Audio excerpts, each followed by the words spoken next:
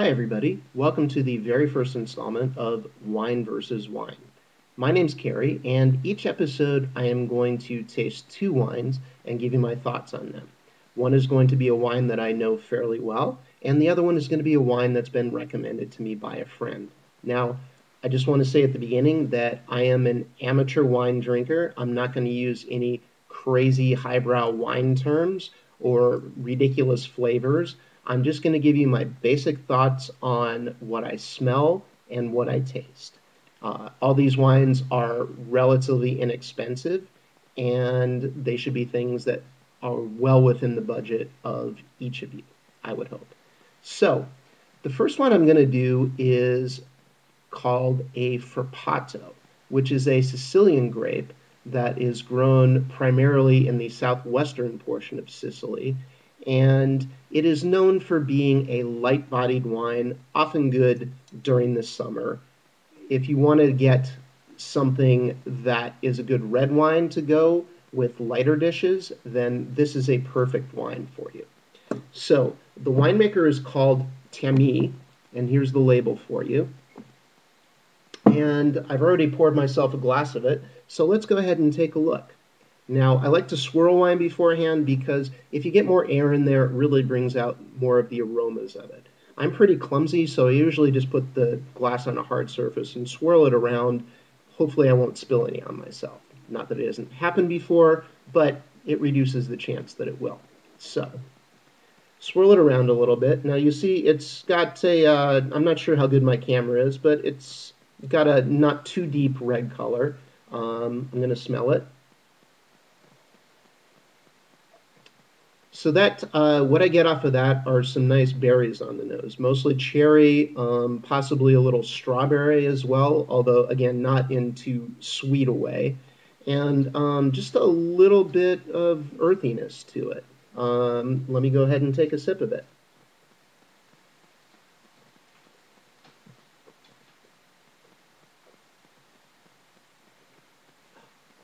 So what I do is I take the sip in, I swirl it in my mouth a little bit, and then I swallow it. There are three different parts of the palate to think about when you're tasting wine. There's the initial taste, which is what you get right up front.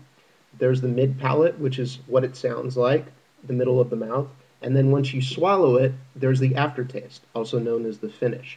So, what I get from those three different things are the cherry and the strawberry definitely come out. I'm also getting some acidity, which is a sort of a tartness to wine. And it's not necessarily a bad thing. On the other hand, if it starts tasting like sweet tarts or gummy worms or something, then the winemaker's gone horribly wrong. And I can picture this going with again, lighter dishes during summer. This would be great with some grilled meats, or if you're a vegetarian, grilled vegetables would be good too.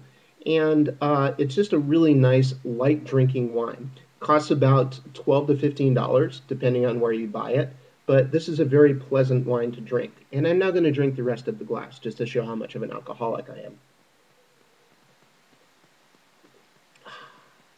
Voila. So that was the one wine that I know fairly well. The next one that I'm going to do was recommended to me by my friend Tina. And this is one I have not heard of before, but it's called Barefoot, and it's a Merlot.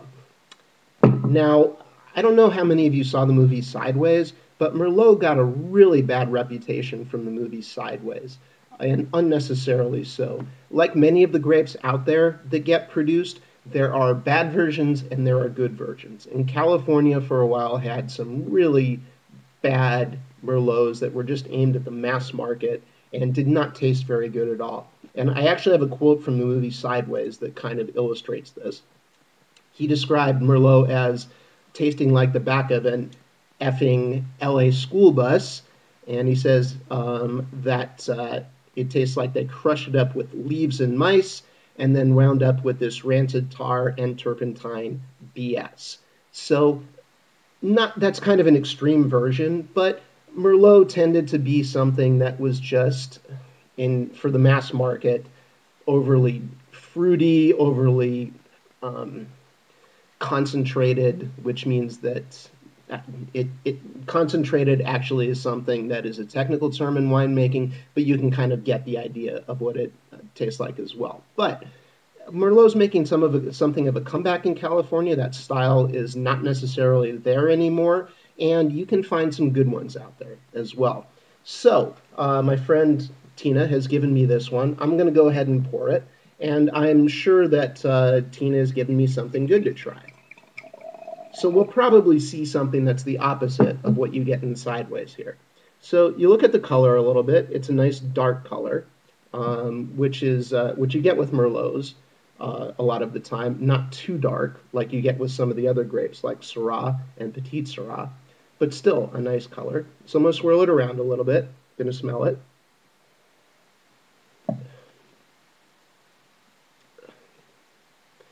Okay. Let me try that again.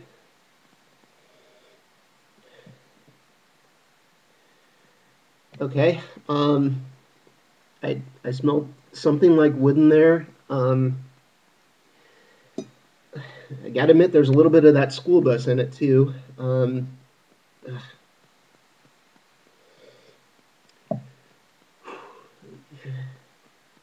Okay. All right. Just because the nose isn't fantastic doesn't mean that the wine isn't going to be good. So let me go ahead and take a sip, and we'll see how it turns out.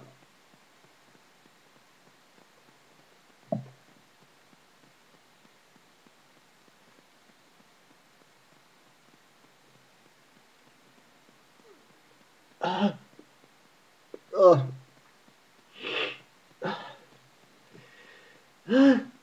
wow, you can really taste the bare feet that went into that. Um, I'm also getting hints of the the asphalt that the school bus might have driven over. Um, there's some fruit in there that is crushed, although it smells like it tastes like it probably was crushed by the school bus as well. On the finish, well, all of that just kind of gets multiplied, and you can taste the oak in the barrel too, which is kind of like splinters. Um, let me let me take another sip just to make sure that I'm not mistasting something.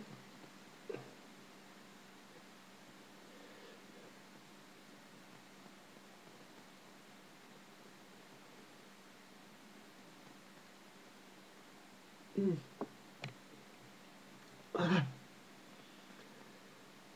Yeah, there's also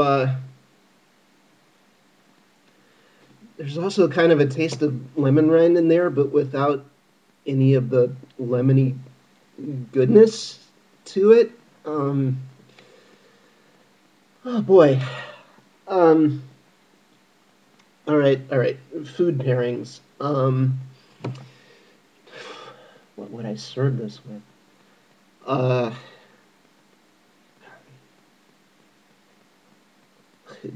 Orange chicken from Panda Express.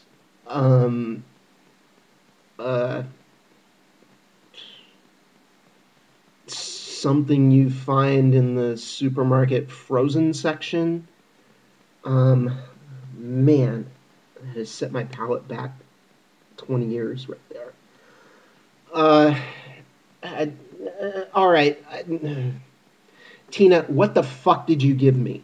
How could you possibly recommend this wine to me? What the hell is wrong with you? We've known each other for years, and you like good food. I know you like good food, and you like good wine too. Was this some sort of fucking joke? Are you playing a joke on me? Because it's not very funny. I'm sitting here, and my tongue feels like it got rolled up in a carpet, covered up with citric acid and soles of used running shoes.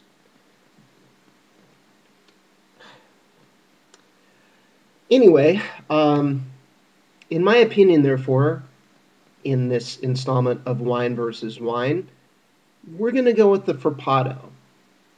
And for those of you who want to buy Barefoot Merlot, feel free to do so. I'm not going to discourage anyone from drinking wine, but you and I, we have absolutely nothing in common. Until next time.